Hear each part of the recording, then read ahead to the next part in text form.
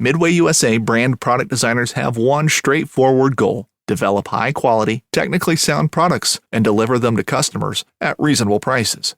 If you are immersed in the shooting sports industry and pay close attention to every single detail, you know our products are built right and stand up to everyday use. Who has shooting mats and range bag systems to hunting clothing and just about everything for the outdoors? Log on and shop 24/7 with super fast shipping. MidwayUSA.com.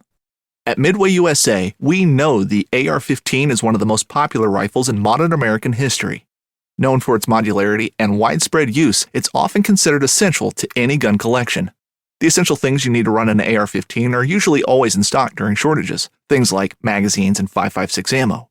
Whether you're looking to buy a new AR-15 or buy parts for your modern sporting rifle, log on and for just about everything for the outdoors, shop MidwayUSA.com.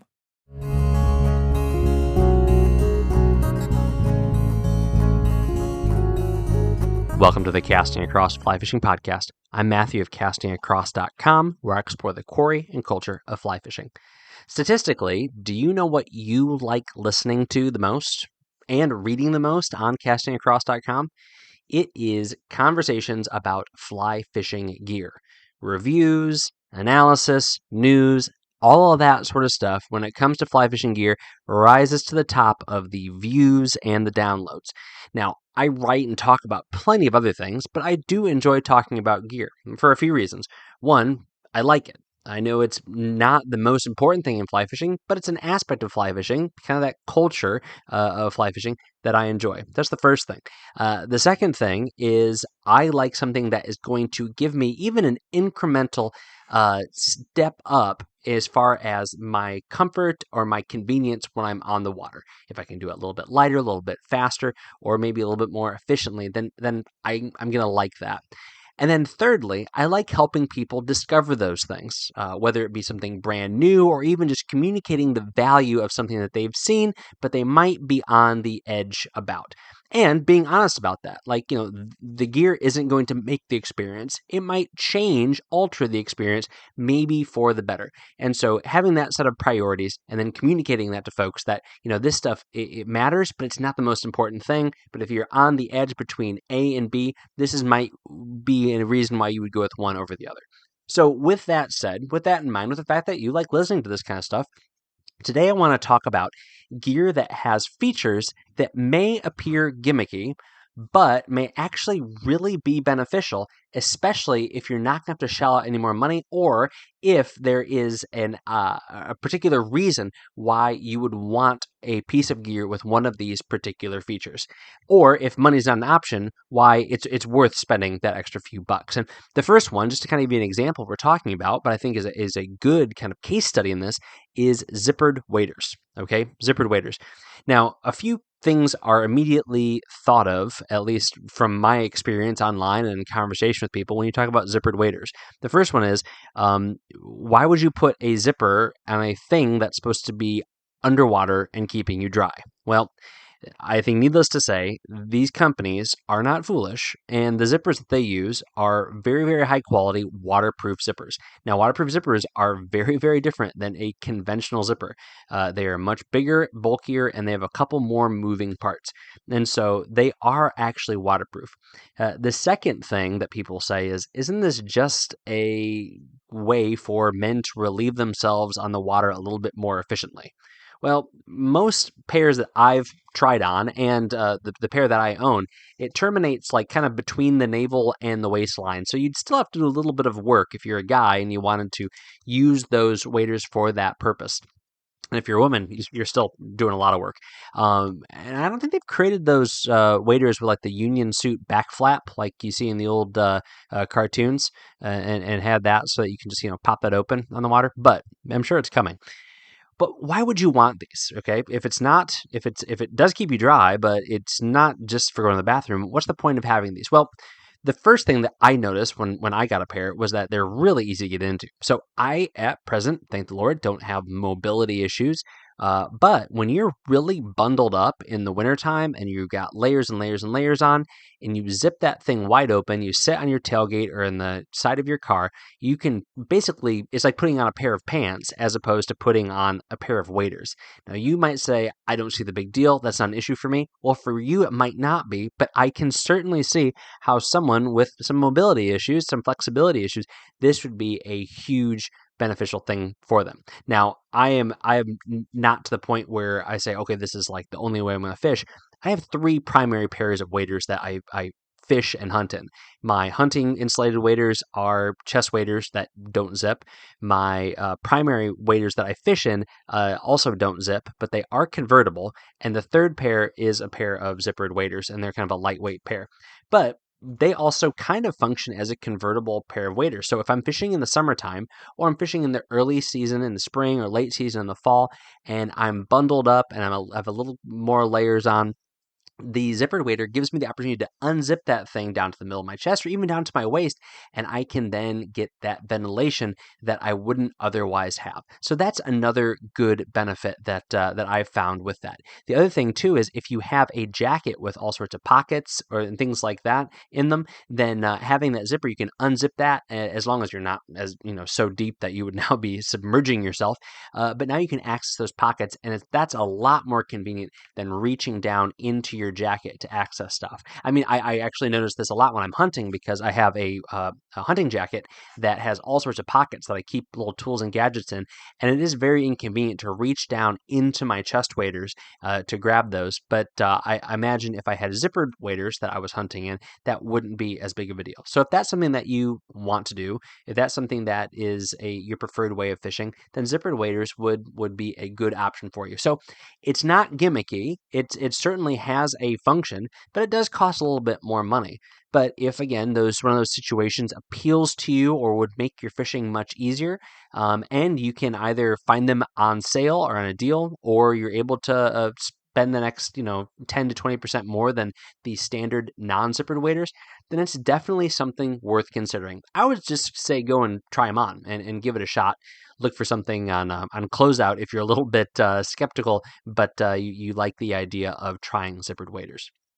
The next thing that I think is worth considering that is not a gimmick, that is not just a marketing technique, is on a reel, two oversized components. And one of those is an oversized drag knob, and the other one is an oversized reel handle. So an oversized drag knob and an oversized reel handle. So some of my favorite fly fishing reels are older kind of click pawl reels from the late 90s and that era. And at this point in time, when it was really before large arbor reels took off, and it was really before some of the more contemporary reel stylings, both in frame design and in porting shapes and things like that came into place, certainly with reel handles and drag knobs. And so some of my favorite reels have these really tiny drag knobs that are effectively like the end of a pencil, like the eraser end of the pencil. And then the drag knob is a little dial that is not that much bigger than like a something that you would use on an older car radio. But something that is much more common now is large, easy to grab, easy to use when you've got gloves on, when you have wet fingers, when you are not looking at your reel, when you're looking at your fish that you're fighting or that you are making a presentation to.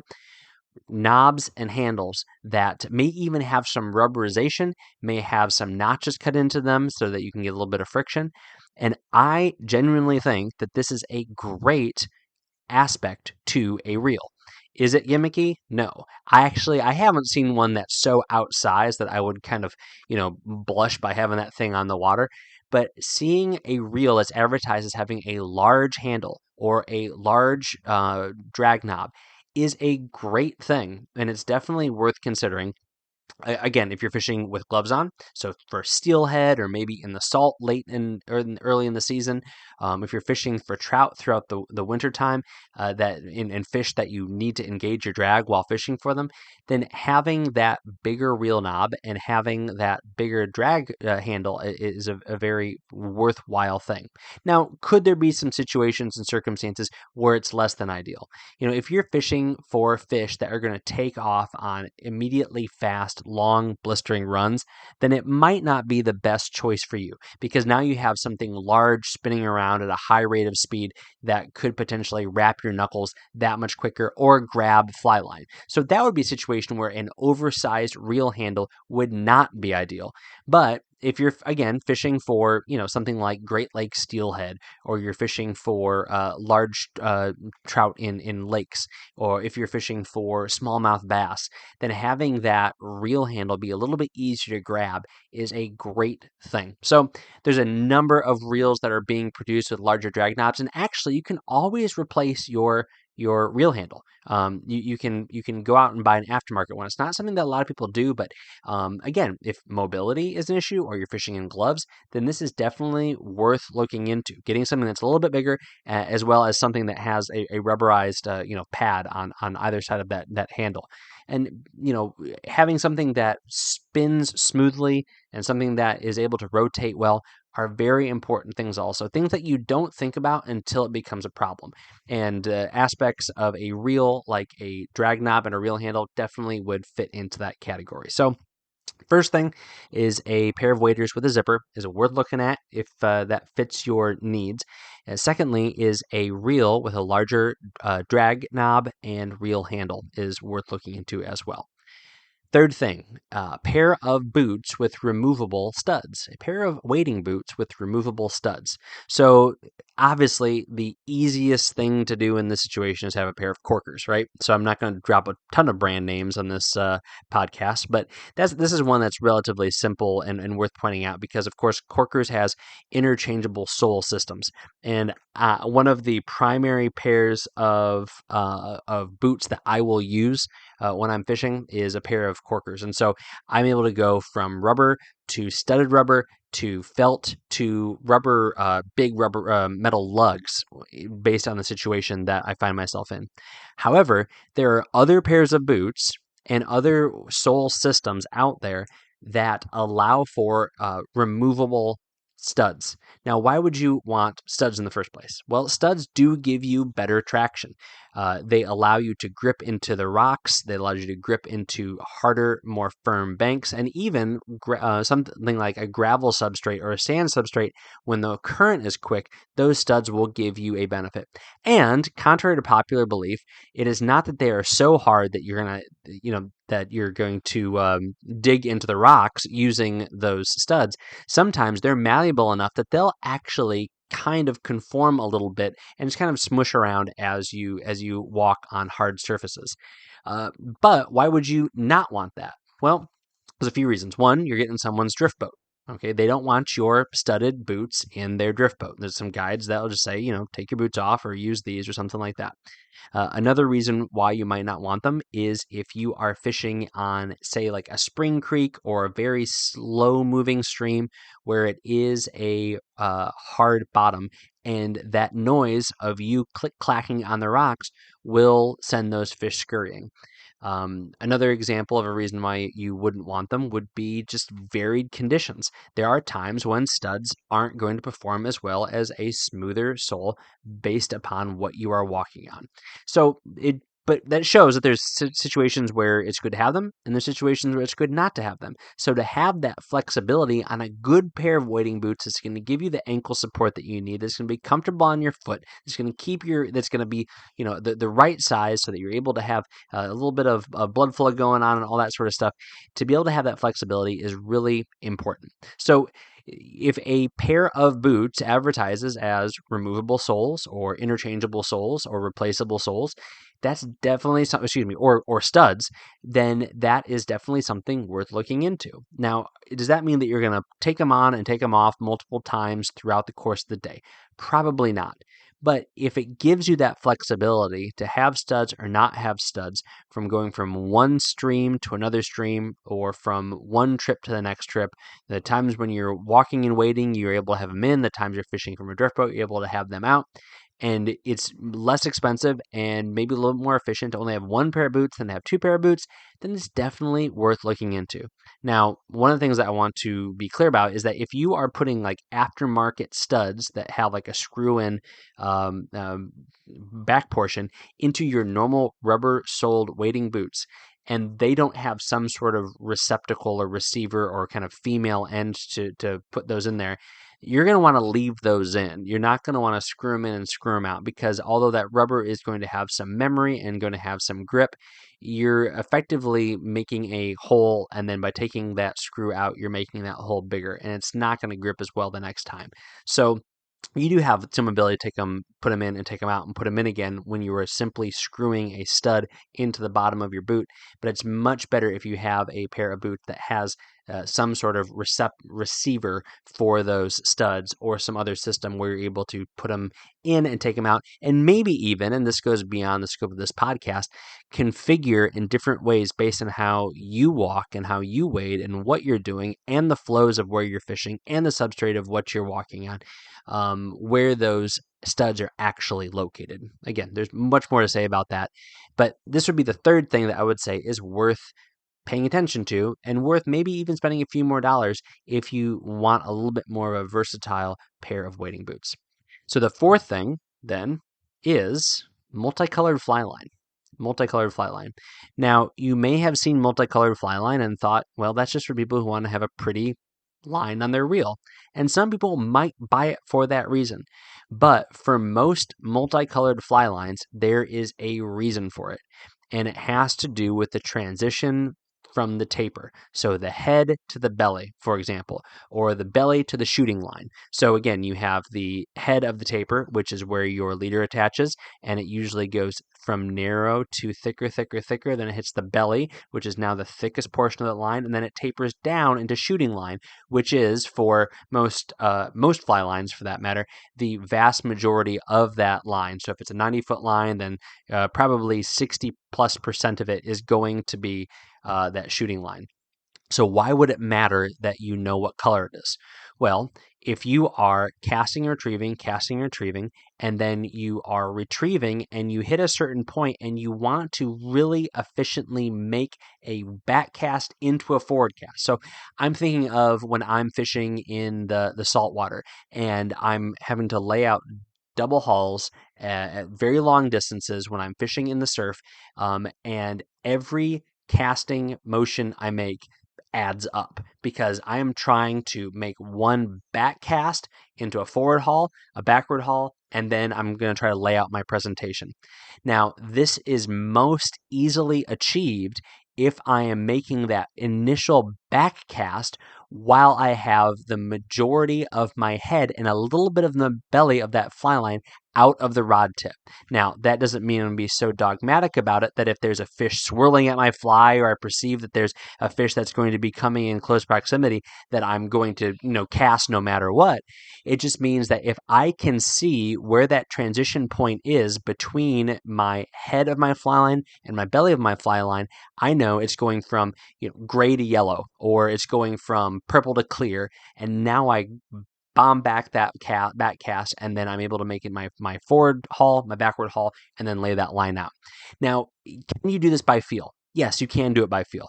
But if I'm stripping quickly for stripers, maybe even with two hands as I'm in the surf, I'm not going to have that same sort of fine dexterity and fine feel that I would have if I was slowly stripping for trout and I could feel my line going from a certain thickness to a smaller diameter. So having that change of color is helpful. It's also helpful too if you're using a sinking head fly line, where the front portion of that fly line sinks. You're able to kind of keep track of what's out in front of you. If you're in some sort of situation where you can see the fly line really well, you can track where that line is. If you know that rate of that sink rate, and you know if it's so far out that it's going to be dropping at a certain rate to a certain place, then you're able to effectively do that math really quickly by saying, I see the transition from color A to color B, so I know that my fly is not just out a certain distance, but it's also at a certain depth. That does give you that benefit as well. And it's also kind of fun and reassuring if you've been a long fight with a hard fighting fish and you see that color change, you know that you're getting closer, and it might be at that point in time that you say, I'm going to pull out my net. So again, is something like I just said, I know I gave some much, much better reasons than leading up to now I can get my net, is saying I want a fly line where I know when to get my net. A good enough reason to pick fly line A over fly line B, because fly line A has a color change between the belly and the head. I don't think so. But if you see a couple of fly lines and one has it and one doesn't, and that seems like it's something, again, not the example of now you know when to get your net, but now you know when to pull back into your back cast. Now you're able to track from where the belly switches over to that sinking tip. Those would be reasons to consider that fly line over another one, especially if all things are equal, or if that is worth $5 to you or $10. And between two fly lines, that's probably all it's going to be. If that seems like it's worth it, then by all means, go for it. I've enjoyed it, and I've found that there has been uses that I pick up as I'm on the water using those fly lines. So 4 product categories that have different features that multiple companies have put into their zippered waders, their oversized drag knobs and reel handles on their reels, the removable studs on their wading boots, and multicolored fly line that may sound like marketing talk, they may sound gimmicky, but in reality, there are plenty of situations where those are great things to have, and they may even be worth it to you to spend a few extra bucks to have that sort of thing. So is there another perceivably gimmicky aspect that of a piece of fly fishing gear that you've noticed that you have questions about, or that you were skeptical about and then you used and you thought was actually really great, or that you bought because of and you were sorely disappointed? Let me know. Matthew at castingacross.com. I could probably do another podcast with 4 other things. And as new gear comes out every year, every season, there's certainly more things that we could add to these categories as well. This week on the website, castingacross.com, the first article is called Give to Vocation, Receive from Leisure. So this was published on Labor Day, so kind of a short holiday post, but really going against that idea that our work and our play are at odds with one another. I think that you and I are most happy when our work and our play complement each other. They are not opposing forces, but they kind of give and take. And so that is what this short post on Casting Across was about. And then Wednesday's article is called 3 Ways to Save on New Fishing Gear. 3 Ways to Save on New Fishing Gear. And I am a big fan in patronizing local fly shops. And one of the ways to save on new fishing gear involves patronizing local fly shops. The other 2, not so much, but this one, one of them does. And so if that is a high priority for you, but you kind of want to find something that you don't think that you'll necessarily see in your local fly shop, this is a way to maybe even support a fly shop all the way across the country and maintain that ethos of shopping small, but still save a lot of money on the precise gear that you need. This week's recommendation is the Recon fly rod from Orvis. So what's special about the Recon? It's not a new fly rod, but the Recon is a great rod because of its performance to price ratio. It is an incredibly high performing fly rod from a very reputable fly fishing company. Orvis is, about as good as it gets. And it retails for under $600. It comes in weights between a 2-weight, both a Euro nymphing model and a conventional model, all the way up to a 12-weight. And there's plenty of examples in between. But I've cast a number of different models of Recon. I've really enjoyed all of them. It's one of those things where I would probably go with a Recon over a Helios if I was given my choice and price was an option. The Helios would probably have to drop maybe $300 for me to say, yeah, I'll definitely go with the Helios over the Recon. The Helios definitely is an excellent rod. I'm certainly not throwing any shade at it, but the Recon is a really, really good rod as well. And it comes in all of the standard weights and lengths, as well as a handful of kind of non-traditional ones as well. But what I would say is if you are looking for a gift, you're looking for an upgrade, if you've been fishing with kind of an entry-level rod, if you want a really high-level rod for a backup rod or a kind of a secondary use rod like you're used to to fishing like a 5-weight, but you want a 7-weight for throwing streamers, then you could do a whole lot worse than the Recon. It is going to be an exceptional rod that you'll probably end up using a lot more than you thought. But this could be your primary rod. Like I said, this could be the rod that you take with you on a trip and you are very, very happy with. I would just say go cast some. There's probably an Orvis store near you, either an Orvis actual company store or an Orvis dealership. I just have really enjoyed casting the Recon. Again, nothing against the higher end rods from Orvis, but for $598, the Recon is really an exceptional rod. I'll go ahead and put a link to the full line of Recon rods over on this podcast show notes over at castingacross.com. Thanks for listening to the Casting Across Fly Fishing Podcast. Please subscribe in your favorite podcast app and then rate the podcast on iTunes and Spotify. Then head over to castingacross.com for 3 posts a week on the people, places, and things that go into the pursuit of fish.